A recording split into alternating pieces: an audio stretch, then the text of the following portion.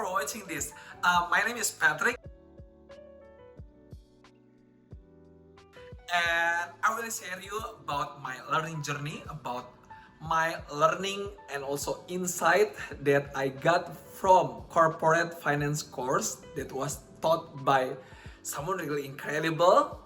And I took this class in executive MBA program in EMBA. So let me share you about the learning insight in the form of mind mapping. So let's start it from the center, and then we will circle it and see what is my insights, and maybe you can learn some of aspects in there, and maybe if I got something wrong, then maybe you can revise it, because my professor said that it's okay to make mistakes. So let's dive in.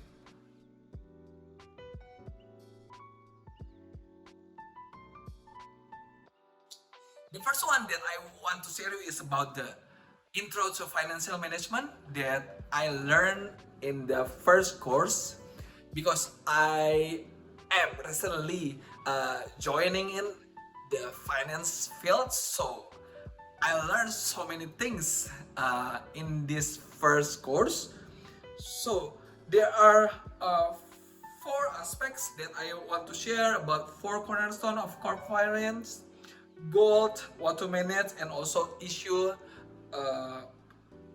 which is principal and agent problem. That is quite interesting, but let's dig in deeper later. Let's start it from the four cornerstones of corporate finance.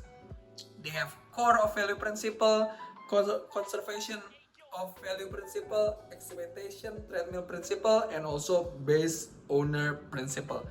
And you can divide the goal from basic, operational, social, and research, and then the methodology will be different also.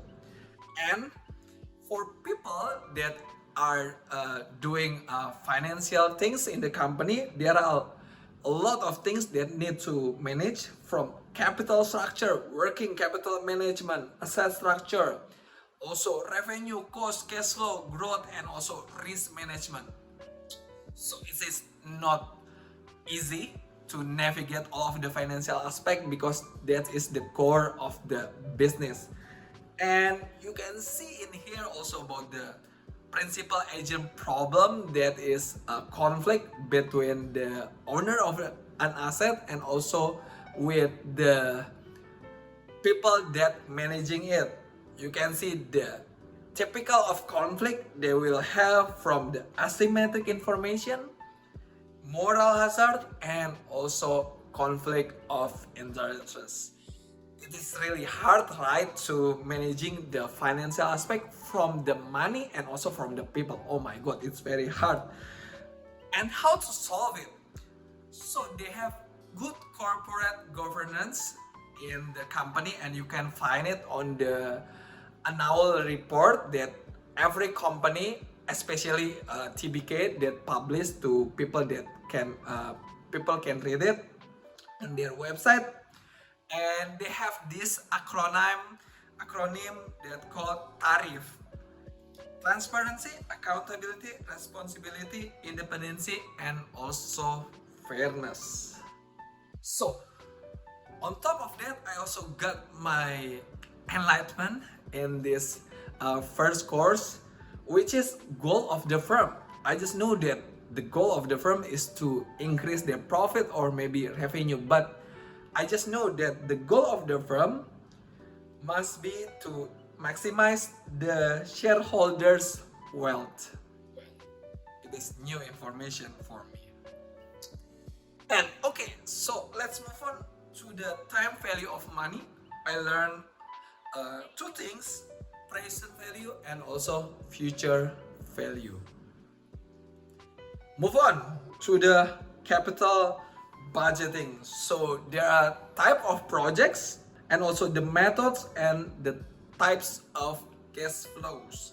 From the type of project, you can divide it from the mutually exclusive and also independent.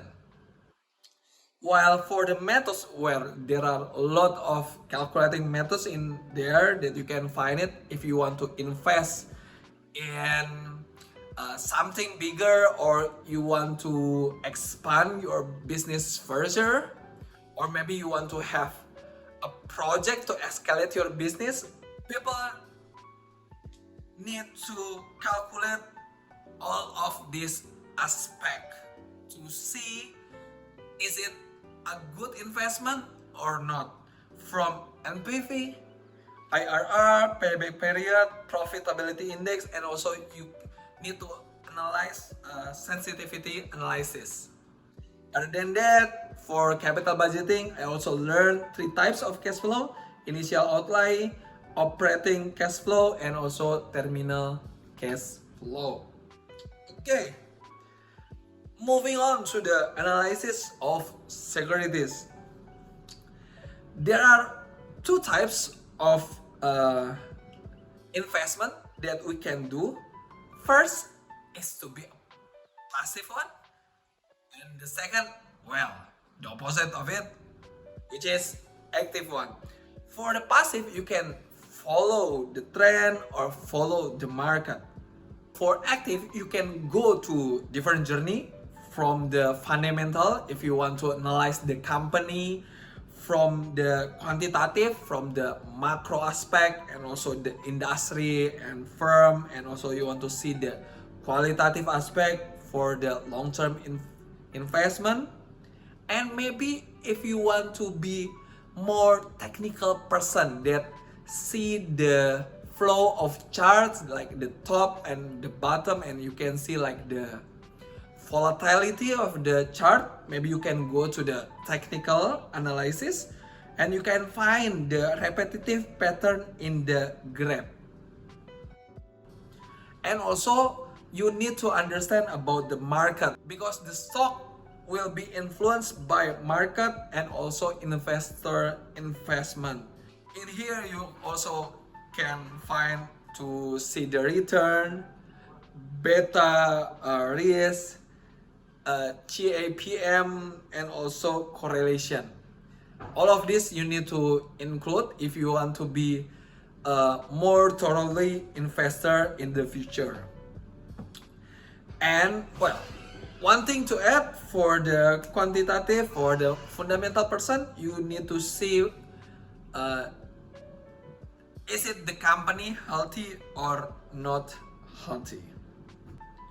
Okay, then we are going to the capital structure. We'll learn about Modigliani Miller, which is my ancestor, said my professor, and also tax effect and benefit, and also cost of financial distress.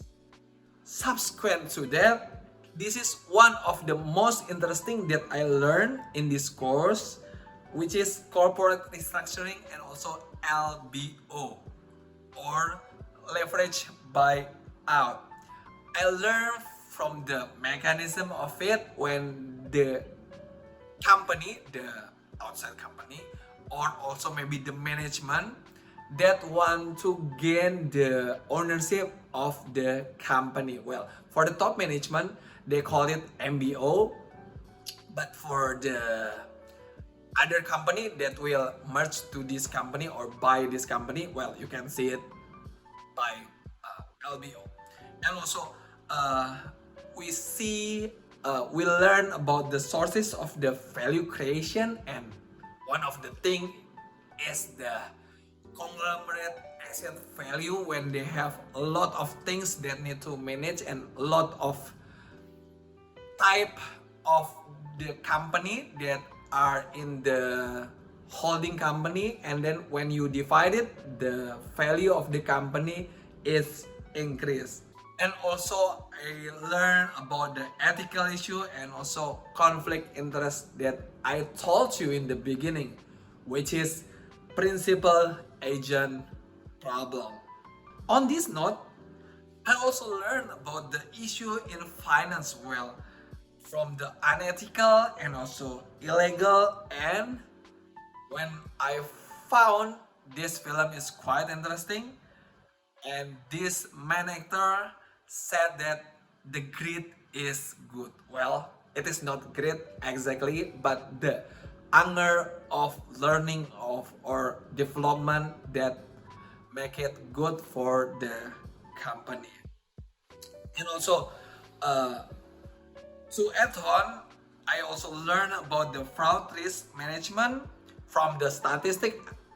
I saw that the statistics show many women uh, do more frauds than men, and also I see prevention in there, like to make, yeah, one of the things is to make the good corporate governance, to increase the benefit, and also I see the reason of it. And for the reason, you can see for the fraud triangle, which are perceived opportunity, perceived pressure, and also rationalization. Okay, next one is I also learned about the international foreign exchange from the factors and also the parity condition. And lastly, I learned about the dividend policy, and we have a big discussion about is it relevant for the public company to pay dividend. Well, at the end, we couldn't answer it, but yeah, luckily we got additional score for answering that. And also, dividends policy is based on the top management decision.